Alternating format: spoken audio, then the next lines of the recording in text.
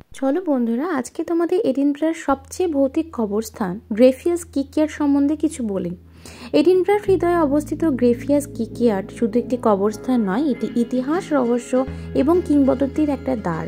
17শো শতকে এখানে শত শত কোভেন্ডার বন্দী ছিলেন কঠোর অবস্থায়। অনেকে বলেন তাদের আত্মারা নাকি আজও ন্যায় বিচারের জন্য ঘুরে বেড়ায়। এডিনবরার গ্রেফিয়াস কিকইয়ার্ড কবরস্থানের সাথে হ্যারি পটারের আবার একটি আকর্ষণীয় সংযোগ রয়েছে। জে.কে. রলিং এডিনবরায় থাকাকালীন হ্যারি পটার সিরিজ লিখেছিলেন। সম্ভবত গ্রেফিয়াস কিকইয়ার্ড থেকে কিছু চরিত্রের নামের অনুপ্রেরণা নিয়েছেন। এখানে কিছু কবরের শিলালিপি বইয়ের নামের সঙ্গে মিল রয়েছে। যেমন দেখুন, চার্লস ব্ল্যাকের নাম থেকে সম্ভবত সিরিয়াস ব্ল্যাক ক্যারেক্টার তার নামটা নেওয়া হয়েছে। দেখতে পাচ্ছেন, এই দেখুন রয়েছে।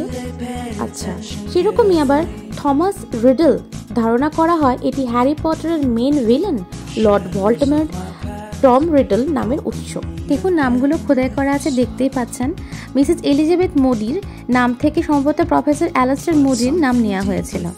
উইলিয়াম ম্যাকগোনাগল একজন কবি যার নাম প্রফেসর মিনার্ভা ম্যাকগোনাগলের সঙ্গে সাদৃশ্যপূর্ণ।